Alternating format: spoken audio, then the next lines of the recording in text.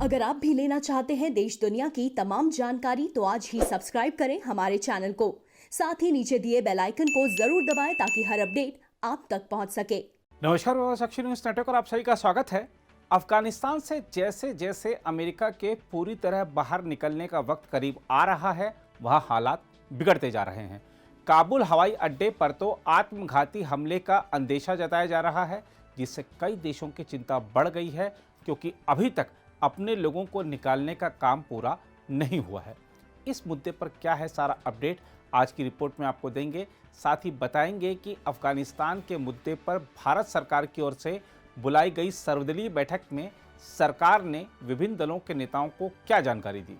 इसके साथ ही बात करेंगे बंगाल हिंसा मामले में सीबीआई जांच की। लेकिन शुरुआत करते हैं अफगानिस्तान से। ब्रिटेन की सरकार ने कहा है कि काबुल हवाई अड्डे पर आत्मघाती हमला हो सकता है। हालांकि इस बड़े खतरे की चेतावनी के बावजूद अफगानिस्तान छोड़ने की उम्मीद में बड़ी संख्या में लोग हवाई अड्डे के बाहर जमा हैं। अमेरिका, ऑस्ट्रेलिया और ब्रिटेन ने अपने नागरिकों से तत्काल वह इलाका छोड़ने को कहा है। अमेरिका के राष्ट्रपति जो बाइडेन ने भी इस्लामिक स्टेट समूह से संबंधित आतंकवादियों द्वारा हमले किए जाने की चेतावनी दी है। ब्रिटेन के सशस्त्र बल मंत्री जेम्स हैपी ने कहा है कि हवाई अड्डे पर हमला होने की बहुत विश्वसनीय सूचनाएं हैं। जेम्स हैपी ने माना कि लोग किसी भी तरह से अफगानिस्तान से निकलना चाह रहे हैं और कतार में लगे कई लोग अपना भाग्य आजमाना चाहते हैं, लेकिन इस खतरे की सूचना वास्तव में विश्वसनीय है और जल्द ही वास्तविकता में बदल सकती है।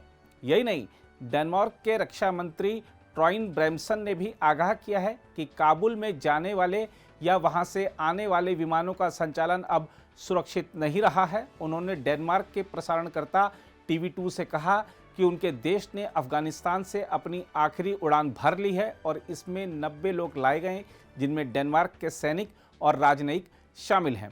दूसरी ओर फ्रांस के प्रधानमंत्री जियां कास्ते ने कहा है कि उनका देश शुक्रवार रात के बाद से काबुल हवाई अड्डे से लोगों को नहीं निकाल पाएगा।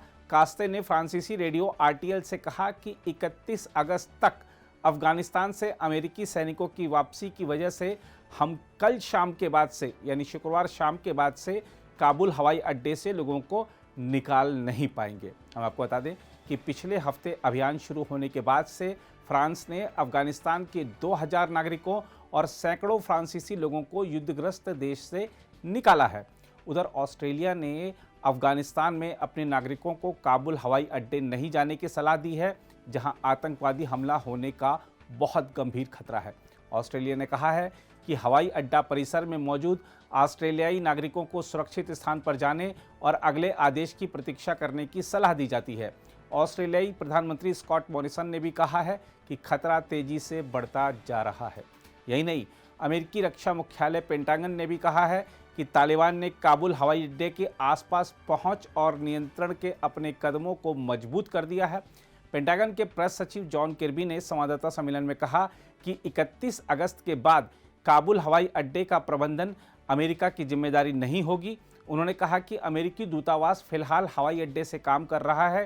किर्बी ने कहा कि तालिबान उस शहर में हवाई अड्डा चलाने के लिए जिम्मेदार है जहां वे अब सरकार के प्रमुख हैं। दूसरी ओर भारत सरकार ने आज विभिन्न राजनीतिक दलों के नेताओं को अफगानिस्तान की ताज़ा स्थिति की जानकारी दी और कहा कि वहां से भारतीय कर्मियों को बाहर निकालना उसकी सर्वोच्च प्राथमिकता है, जहां स्थिति गंभीर बनी हुई है। पिछले सप्ताह तालिबान द्वारा अफगानिस्तान पर कब्जा करने की पृष्ठभूमि में विदेश मंत्री S जयशंकर ने राजनीतिक दलों के नेताओं को उस देश के ताज़ा हालात के बारे में जानकारी दी। संसदीय सौध में आयोजित इस बैठक में जयशंकर के अलावा राज्यसभा के नेता और केंद्रीय मंत्री पीयूष गोयल तथा संसदीय कार्य मंत्री प्रहलाद जोशी भी मौजूद थे। बैठक में हिस्सा लेने वाले कुछ लोगों के अनुसार विदेश मंत्री ने कहा कि भारत अफगानिस्तान से यथासंभव अधिक लोगों को बाहर निकालने का प्रयास कर रहा है। उन्होंने जोर देकर कहा कि भारतीय कर्मियों को निकालना सर्वोच्च प्राथमिकता है। सरकार ने युद्ध प्रभावित अफगानिस्तान की स्थिति को गंभीर बताया और कहा कि तालिबान ने दोहा समझौते में किए गए वादे को तोड़ा है। उल्लेखनीय है कि तालिबान नेताओं और अमेरिका के बीच फरवरी 2020 में हुए दोहा समझौते में धार्मिक स्वतंत्रता और लोकतंत्र को रेखांकित किया गया था।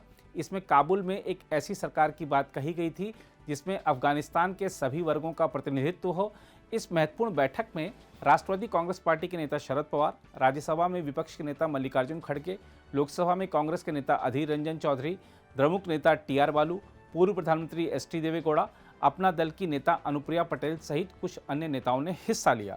अब बात करते हैं बंगाल की। सीबीआई ने पश्चिम बंगाल में चुनाव के बाद हुई हिंसा के संबंध में 9 मामले दर्ज किए हैं। सूत्रों ने बताया कि हिंसा के मामलों की जांच का जिम्मा संभाल रही जांच एजेंसी की सभी 4 विशेष इकाइयों ने अपने दलों को कोलकाता से राज्य के अपराध स्थलों में भेजा है। सूत्रों ने बताया कि कुछ और मामले दर्ज किए जाने की प्रक्रिया में हैं और उनमें से कुछ मामले राज्य सरकार ने सौंपे हैं। हम आपको बता दें कि कलकत्ता उच्च न्यायालय की 5 सदस्यीय पीठ ने इस साल की शुरुआत में पश्चिम बंगाल में हुए विधानसभा चुनाव के बाद हुई हिंसा के दौरान कथित दुष्कर्म और हत्या के मामलों की जांच सीबीआई को सौंपी है।